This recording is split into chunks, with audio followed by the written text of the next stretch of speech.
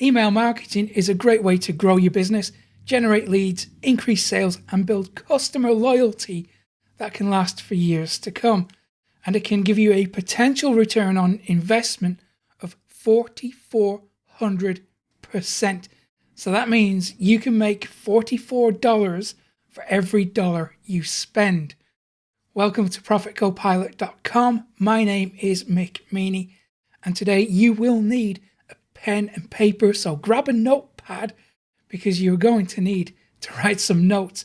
There's a lot of content to go through, and I don't want you to miss out on anything. But listen, it's important to know what you're getting yourself into before you dive in, because without the right email marketing strategy, not only can you risk losing your investment and losing money, but you can also risk harming your brand image by bombarding people with irrelevant or even spammy emails. So today I will share my own email marketing strategy that has been proven to work consistently since the 90s, and I'm also going to help you to avoid some of the big common mistakes that people tend to fall into. So building a successful email marketing campaign all starts with understanding the why of the campaign. So the key to this, in fact, good marketing in general, is to really know your audience and provide content that they care about. Now, this means that you have to know what motivates your audience, and you have to know their pain points. That's absolutely essential to success. So this is how you build a successful email list. Because if you want people to subscribe and open your emails, it's so important to provide emails that you know they are interested in. So to do that, ask yourself these questions. Write them down if you have to. Okay. So who are my audience? Exactly who do you want to communicate to? Then what is the message? What do you need to communicate to them?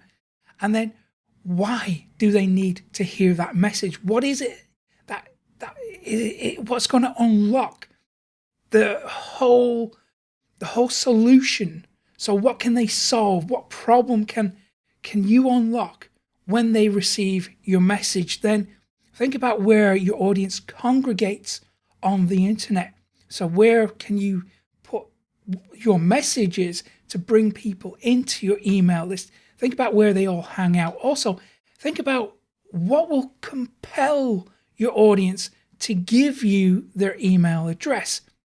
So that's going to be something quite valuable. I'll talk about that in a second, because if you are successful with this, then people on your email list should see your emails as valuable. They should be something that they want, something that they look forward to opening. And the more subscribers you have that feel this way about you, then the stronger and louder your business becomes.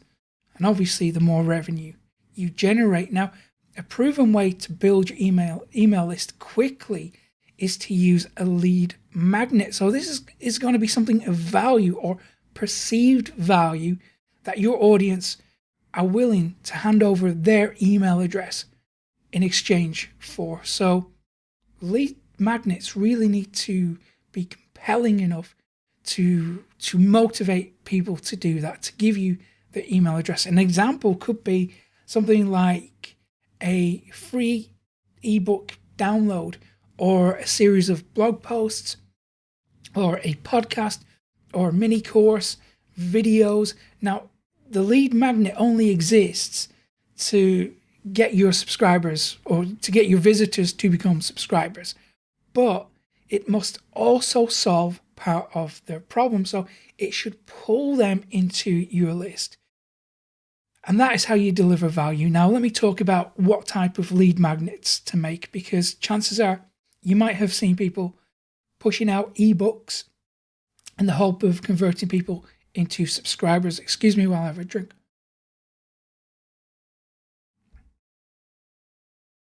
But what happens is, does this sound familiar? Okay, you've seen people buy PL or ebooks 30, 40 pages long. They put them on a landing page. They use them as a lead magnet to get people to subscribe, right? There's a problem with that because, well, let me ask you this, okay? How many of those ebooks have you personally downloaded? Right now, how many of them exist on your hard drive? So you've opted into someone's email list in exchange for an ebook.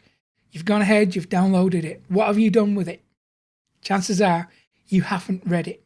Chances are you haven't read it from start to finish. You may have opened it up, had a little scan through, whatever, but chances are you have not read every single page of that, let alone implemented the teachings of these ebooks. So what does that tell us? Well, it tells us to really deliver value, people won't consume it through a long-winded ebook.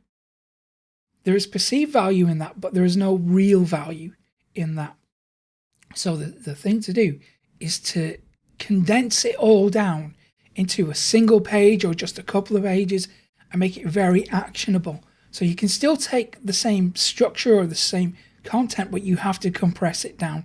You have to give people quick wins. When you give someone a quick win so they can take that knowledge, implement it, and get results quickly, guess what? You now have their attention properly. They now view you as a trusted advisor, someone who actually looks out for them. So that's the strategy to these lead magnets, and you can do it in a PDF form. To make these ebooks quickly, all you need really is Microsoft Word, Google Docs, even Canva can do them, and they look great. But you have to make it as a downloadable PDF. Excuse me. And that's so it's accessible. Okay. So when you have your lead magnet figured out, let's move on to segmenting your list. So segmenting your email list allows you to send different messages to different segments or sections or groups of your email list. Now, to keep your messaging relevant and effective, it's a good idea to send more personalized emails, and these will increase open rates, click-through rates, and ultimately conversions, because targeted emails often means a higher conversion rate. Now, there's a couple of different ways to segment your list. Typically, you would segment leads from customers, so people who haven't purchased yet from the people who have. So you create a division there, you separate them, and then you communicate with each group in a different way. Now, for me, I absolutely communicate with my customers in a very different way to the people who haven't purchased yet. So I try to deliver more value to the customers because these are the people who have put their faith and trust in me. So I want to reward that. I want them to realize that that was the right choice to make. And I do that by delivering extra value, extra content, extra results to the people who've made that decision to become my customer. I still treat the leads pretty well. I still send them updates. I let them know what's going on. And, I share the free videos and all that stuff. But the customers, they're the ones that you should really treat with a lot of care and really communicate with, really listen and do your best to help those people, because they're the ones that feed you, right? They put food on the table. They keep the roof over your head. So you have to treat them very differently. Treat them like gold, because that's exactly what they are to your business. Now, another way to segment your email list could be through specific topics or interests. For example, I might have 3 segments of my email list. So one for people interested in affiliate marketing, another for people interested in content marketing, and another for people interested in video marketing. So now each subscriber will receive updates about the topics that they are specifically interested in, the things that mean the most to them. So I don't bother anyone else with the promotions or the products that they might not want or need. And this is a pretty effective way of tailoring the content. So it's not wasted on the people who are unlikely to be interested or responsive to those messages. And the better you know your customers, the more likely they are going to be to buy whatever you recommend. Because if you communicate based on their needs, they're going to respond to that. And that will reflect positively through your conversions as well. And another way to segment your email list could be through geographical location. So maybe you only want to communicate with someone in a certain country in a specific way versus someone in, who's on the other side of the planet in a different way. And this can impact your sending times and even your sending frequency as well. Now, I know that this might seem like an awful lot of work, but it will honestly reap dividends if you do it properly, because it's going to increase your conversions and produce higher profit for you. And in fact, most of this can be automated as well. We'll speak about automation in a couple of minutes. Now, the three metrics that we really need to pay attention to that I've already mentioned are the open rate, the click-through rate, and your conversion rate. Now, to get your open rates high, that all starts with crafting a compelling subject line. I view subject lines almost like headlines, on a sales page or a blog post. And sometimes I will call subject lines headlines. So if I do that today, I apologize. I mean subject lines. Okay. So subject lines are really like the preview of the email. So this is what's going to entice people to click that open. Now, they've got to do a few things. So the big thing they have to do is grab attention. So a good subject line should motivate people to click. And then you obviously have to track those results. And when you track the results, then you can see clearly what is working over time. I'll speak about why we need to do that in a second, because it's going to make your life a lot easier. Now, subject lines really have a big impact on how successful your email marketing campaign is going to be. So it's really important that we pay attention to this and get them right. So maybe add some notes to this, because one easy way to get people to click on your emails to open them is to use curiosity. Now, we can do that in a couple of different ways. So the first way is to ask a question. Just ask them. People are always interested in things that reflect back on them. So if you ask someone a question, they're going to most likely respond to that. Another way to get those open rates is to use humor. Basically, anything that triggers an emotional response is going to grab their attention. And one that has consistently worked in my own business, I actually sent this out a couple of weeks ago to a segment of my list. It happened again. And that piece of curiosity performs very well for me. So you might want to test that as well. We'll speak about testing in a couple of minutes as well. Another way to get those clicks is to just tell them what you have to offer. So let's say you've added some extra bonuses, you've added 25% more to something. Well, you could just say something like, just added 25% extra, and that is going to often be enough to trigger that curiosity and get that open rate. Marketers often talk about trying to be clever with their subject lines, and there's a place for that, but we can also just be straight up with people. We can basically say, this is a special offer. There's a deal running now, or a deal is ending.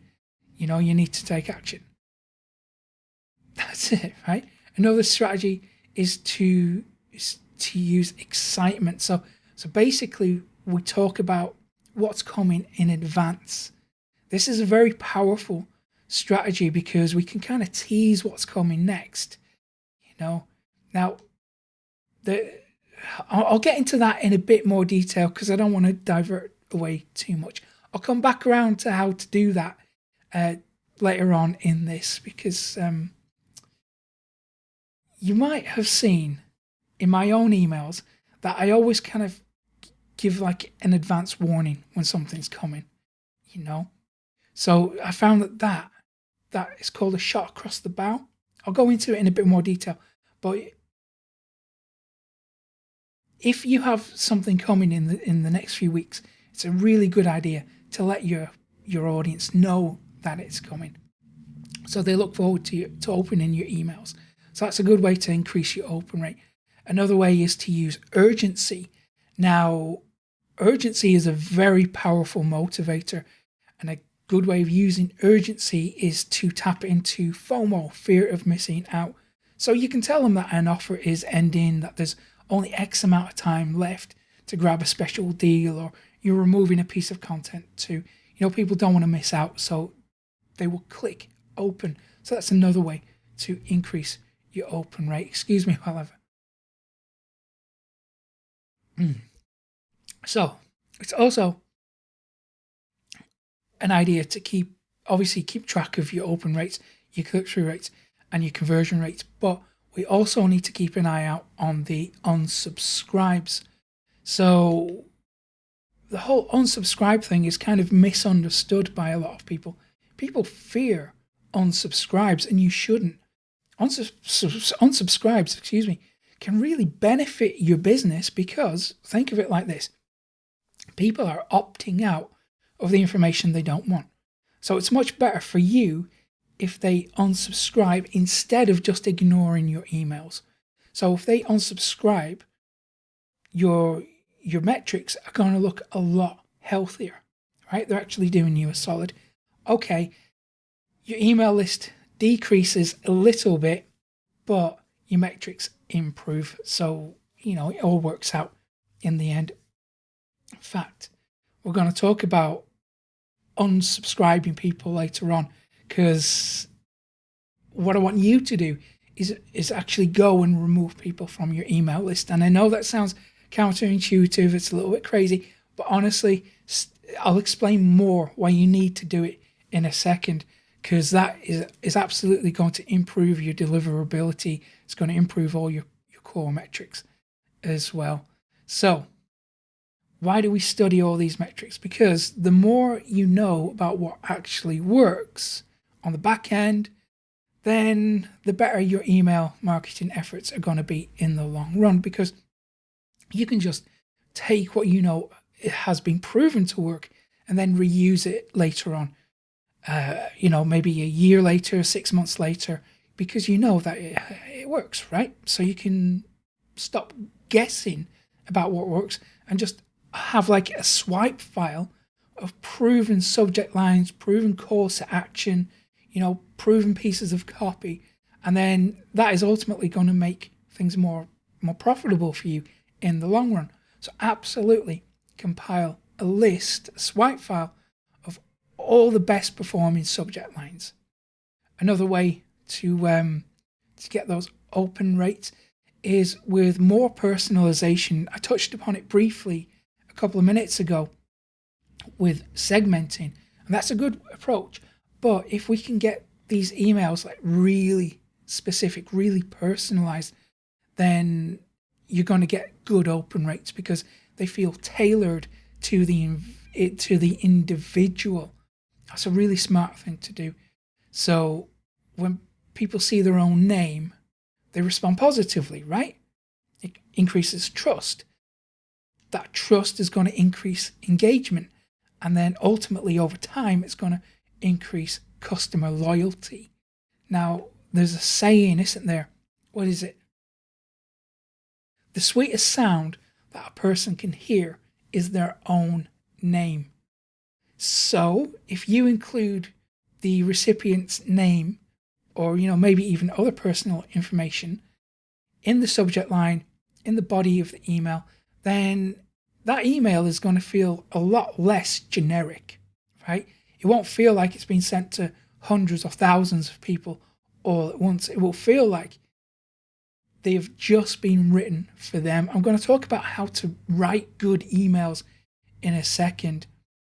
But by doing this, you make the perception of your emails feel a lot more valuable. Now, when it comes to actually writing these emails, you want to keep in mind that people are being bombarded with marketing messages day in, day out, okay? And a lot of these sound like advertisers, right? They sound like corporations. So what you need to do is avoid sounding like a corporation, avoid sounding like a marketer.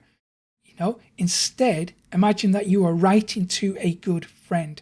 For me, when he was still with us, I used to imagine writing an email to my dad. That's how I would communicate with my audience. Now I imagine that I'm speaking to one of my best friends, and that's how I communicate to my list. And I think over time, when you consistently communicate with people in this way, it is going to build stronger relationships with the people on your list. Because if you view them as friends, if you treat them as friends, guess what? It's more like you're dealing with your friends. And for me, that is certainly true when I'm dealing with customers. I become friends with quite a few customers over the years. It's funny how it works out, but it all comes back to that email communication. And if you're not sure where to start, you can get lots of templates out there, and most email service providers will include some kind of basic templates that you can use, and then you can put in the personalization aspects in there as well. It's all fairly easy to do, but thinking about these templates and the format of your emails, don't forget about mobile. Now, your emails absolutely have to be mobile friendly. In fact, I think I read somewhere fairly recently that mobile is responsible for, well, I'm not sure, it's increased by 70%. So mobile email opens have increased by 70% in recent years. That's crazy, right? Think about where we've come from. So it's really important for you to make sure that your emails are mobile friendly too. Now, the first step in doing that is to make sure that the body of your emails are formatted well for mobile. So what I like to do, I just want to make sure my emails run on all devices and they look near enough the same. Okay, I'll tell you how I do that. What I like to do is use plain text emails. So I ignore all the fancy templates. I don't put any banners or images. I keep the links to a minimum. I avoid certain words like profit, which is funny because it's Profit Copilot, but profit can be a trigger word. Sale can be another one.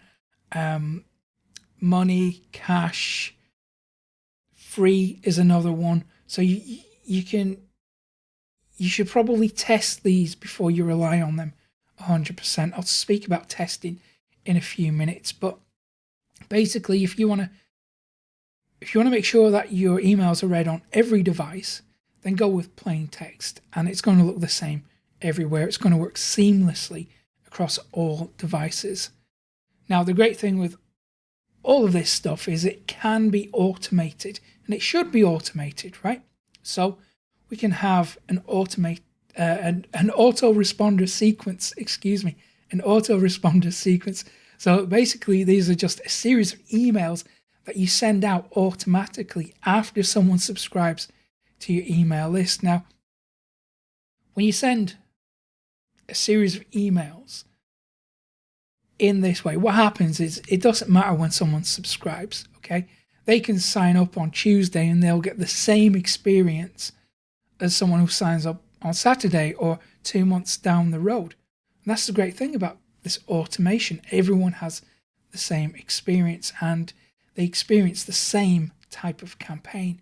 And there's a basic campaign that we can use.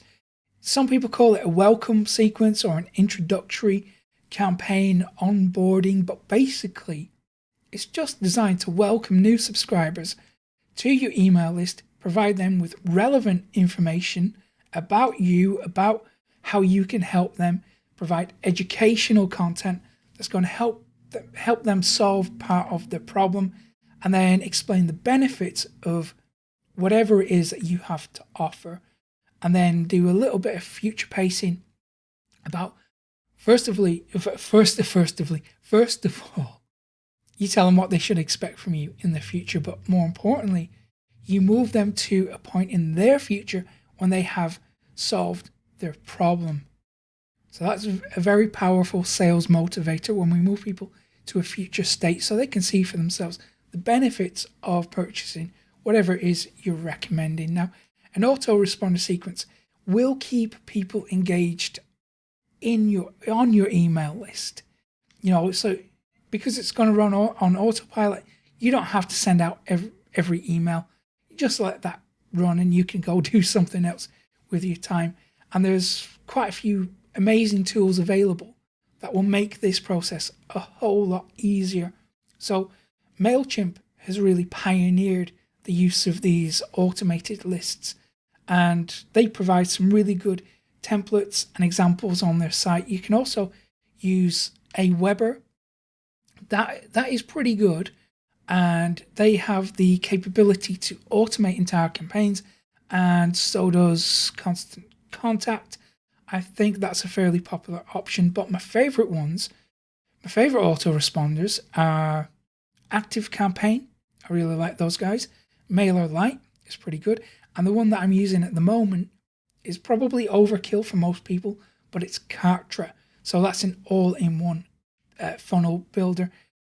They use, I think it's SendGrid, so the deliverability, is pretty good. Now, I spoke about testing a few minutes ago, so let's talk about A/B split testing, because if you want to succeed, you have to do this. Okay, it gives you so much useful data to use. A/B testing is a marketing term that refers to the process of splitting traffic for two or more versions of an email and then comparing which one of those works better. So we segment the list, but in a slightly different way. So we split one group into two. So if I'm sending an email about affiliate marketing, what I'll do is occasionally I'll create two versions of one email, and then I'll send one to 50% of the group and then another to 50% of the group, and then I compare both results and see which one performs best. Now, this is going to help you to understand your target audience a lot better. It's going to cut down on the amount of time that you spend writing emails, and in time it's going to help make emails more cost effective too. You see, the idea behind A/B split testing is it allows you to measure how effective your emails are in terms of open rates, click-through rates, and ultimately conversion rates. So after a couple of weeks, you should really take one of the versions and then use that as the control, and that becomes the winning campaign. Now you can split test that further and really refine it and get super specific on your metrics and see exactly what works. Now, if you don't want to go through all the steps manually of doing, setting it all up on every single email, again, you can tap into that autoresponder. So you can use services like Aweber or MailerLite or Active Campaign, and that can be automated for you. Now let me talk about some of these email service providers, especially if you're brand new to this stuff, because if you are involved in affiliate marketing, your options are fairly limited to some degree. I think Mailchimp have got a zero tolerance policy on affiliate marketing. They certainly did a few years ago, and then I kind of fell off. I wasn't interested in what they had to say beyond that point. But if you are involved in affiliate marketing, then Aweber is really where you want to start. They welcome affiliate marketers with open arms. Technically, they're not quite as good as another option, Active Campaign. I think Active Campaign is probably one of the best options out there. However, they're not that keen on affiliate marketers. They will allow you to send some affiliate emails, but you have to deliver a lot of value to your email list before you start promoting affiliate offers. So it's all about balance with those guys. But they're the big options, I think. Also, another really important tip is that you have to clean your email list. You got to do this at least every 6 months. I like to do it around once a month. Now, we clean our email list because, like I said earlier, email addresses should be considered as a form of currency. But occasionally, people are kind of reluctant to provide their real email address. So you need to weed out those subscribers so you can maintain high deliverability rates. So people are just going to put in junk emails, right, to try and get to the next page. You want to get rid of those. You also want to get rid of people who don't open your emails, who just kind of let them, we all do it, right? We all sign up to email lists and then we never open the emails. Well, you don't want that. You want to get rid of those subscribers because it's going to benefit your overall metrics. Okay, those subscribers are not benefiting you in any way, apart from a vanity metric of making it look like you have a pretty high email list. So you want to just remove those. Okay, and I know that the thought of deleting subscribers sounds a little bit counterintuitive, but when we zoom out, look at big picture stuff, it's actually for your benefit. So, you'll improve your business as a result. So it's going to keep your emails deliverability high, it's going to increase your conversion rates, and ultimately it's going to improve your return. It's going to give you a better return on investment. So you don't waste money by emailing inactive subscribers.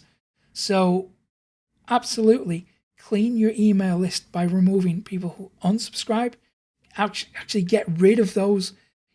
Some email providers almost leave a trace in there. They don't really remove the actual email addresses from unsubscribes, even though they don't receive your emails.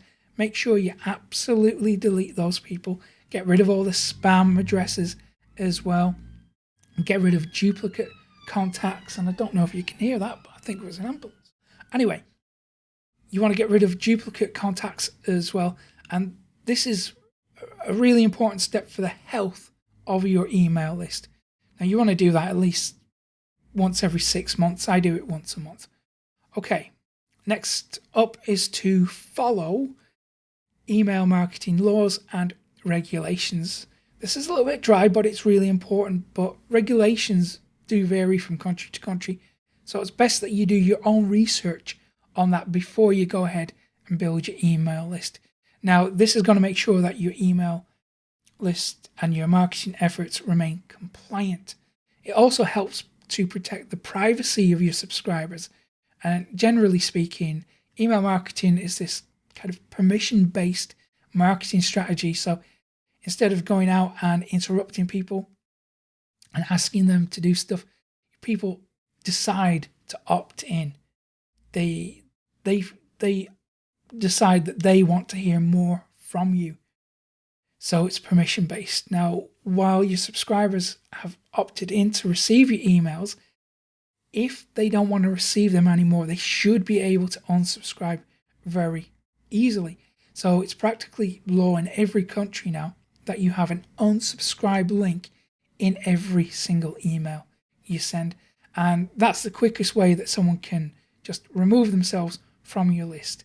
So I absolutely recommend that you have an unsubscribe. In fact, most of these big email providers will do it for you, so you don't have to do anything regarding that. It already comes kind of built in to their templates, so it's fairly easy. Now, I actually saw someone a few weeks ago sending out emails without an unsubscribe link, and it's not a smart strategy. So make sure that every single email, regardless of which email provider you use, make sure that you have that unsubscribe link in there as well. And also, I recommend that you build an email list of double opt-in subscribers. Double opt-in means that the person has to confirm their email address before they get added to your email list, if that makes sense. So they receive a confirmation email, they have to click on that, say, yes, I absolutely want to join this list. Now, this is how you can make sure that every person on your email list absolutely wants to be there. So that provides the best engagement level, the best open rates, best conversions, double opt-in all the way. Unless you're dealing with customers. If someone makes a purchase, then I think it's fine to send them to a single opt-in email list, so they don't have to double opt-in, because I think the act of making that purchase is fine. Okay, so let's move on to the 4 types of marketing emails that you can send. Now, depending on who you ask, you're going to get 4 different types of emails that you should be sending. Let me talk you through my 4 email marketing messages. Oh, it's a lot to go through today, isn't it? So, the first one is my lead nurturing emails. The second one is the re-engagement emails.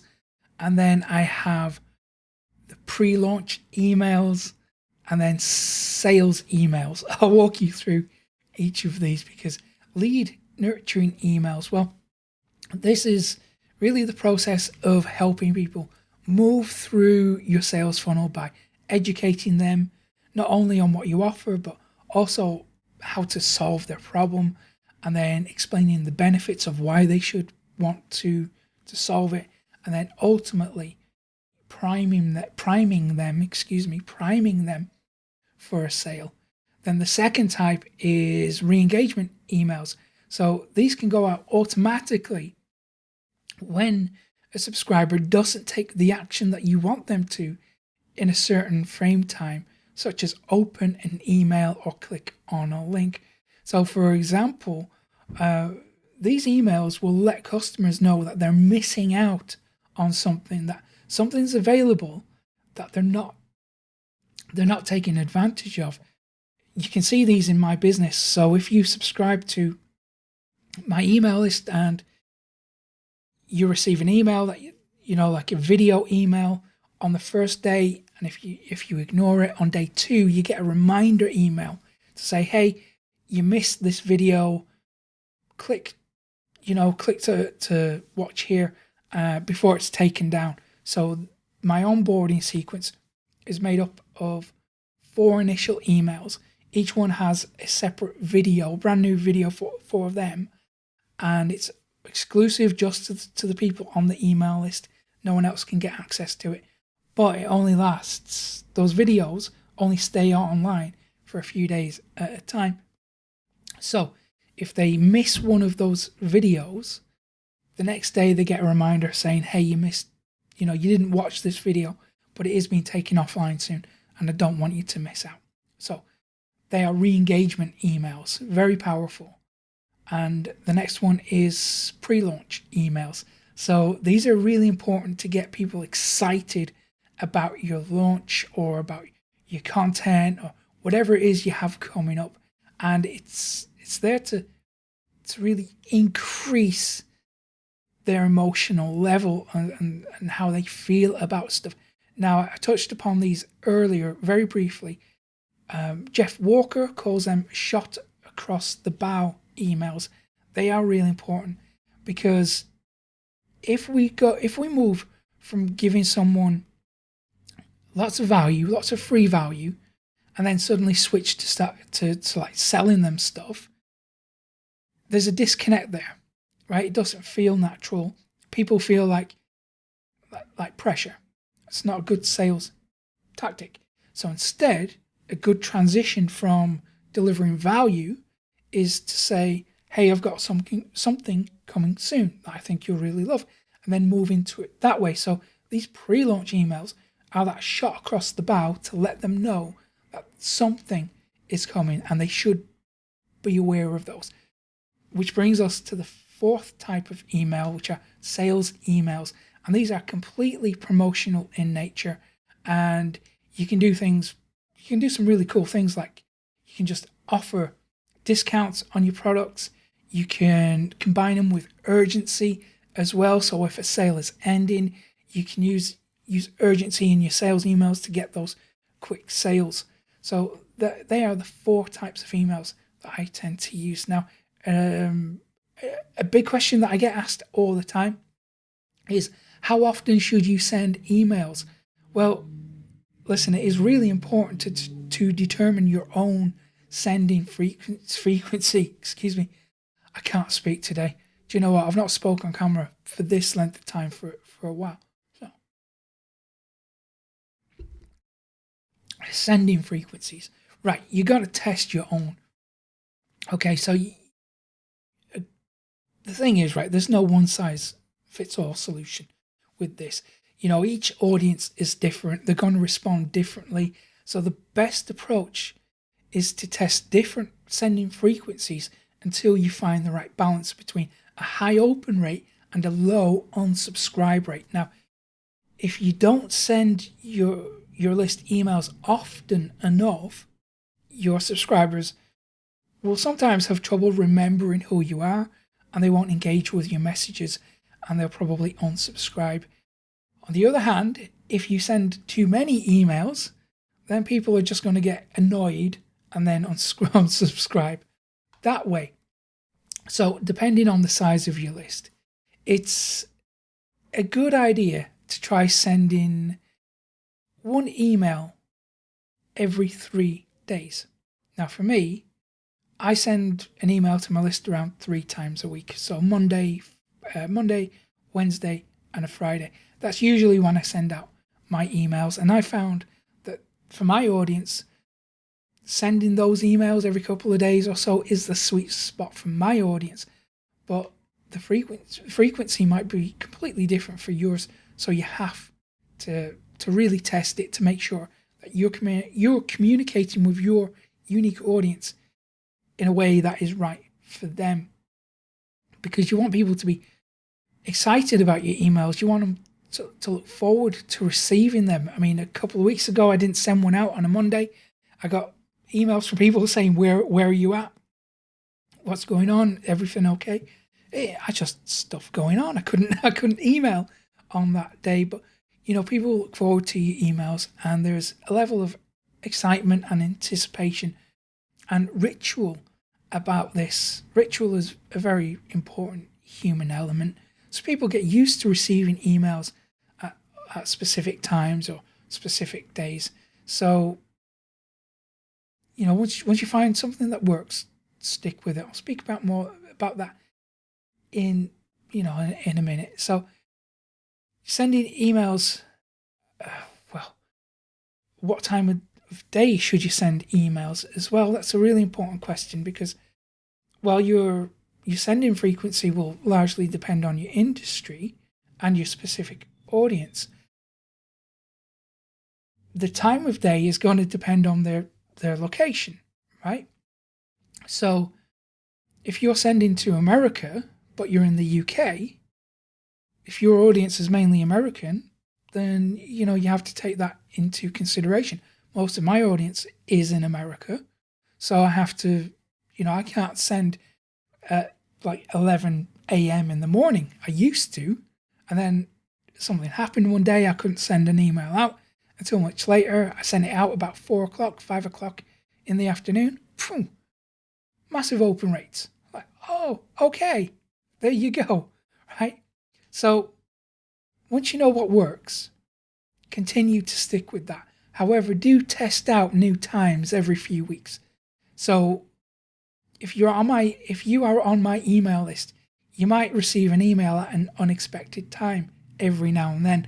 That's me testing things. I'm just seeing the open rate, seeing what happens. I'll schedule it to go out at like 4 a.m. my time. So I'm fast asleep in bed, but the email goes out. What happens? And I compare those results. So the real core message here is you have to test. You have to test everything monitor the results. But listen, email marketing is a really slow process. It's going to take time to get results. You have to be committed to it. It's not one of these things where you do it for a couple of weeks, doesn't work, so you give up. It's not that. You have to be really, really consistent. And it's okay to reach out to people in groups and on Facebook, and to invite people to your email list. I wouldn't necessarily start spamming links on groups and all. That's not the way to go about it. But when you're in conversations with people, sure, you can say, check out my landing page. I think you might find this lead magnet valuable.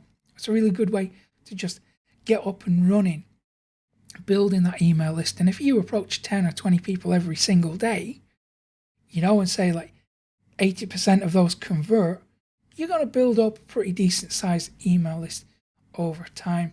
And you know what? It's a really effective way to keep your audience engaged and remain on their radar as you publish new blog posts or content or videos, because it's like this ready-made source of traffic. Anytime you want to promote an offer or send out a piece of content, you have traffic ready to go. Because once you have this strategy in place, then it's the time to send targeted traffic into your email list. And if you are serious about building your email list faster, then I want to give you the traffic methods that I've used to build my own email list to more than 15,000 subscribers without paying for any advertising. I've done it completely for free. I'll show you how I did it when you go to profitcopilot.com/traffic. That is completely free as well, by the way. And if you found today's tutorial useful, give it a thumbs up below, subscribe to the channel too, hit that little notification bell so you never miss an update from me. And I will hopefully see you again in a couple of days' time. Thanks for watching. Take care.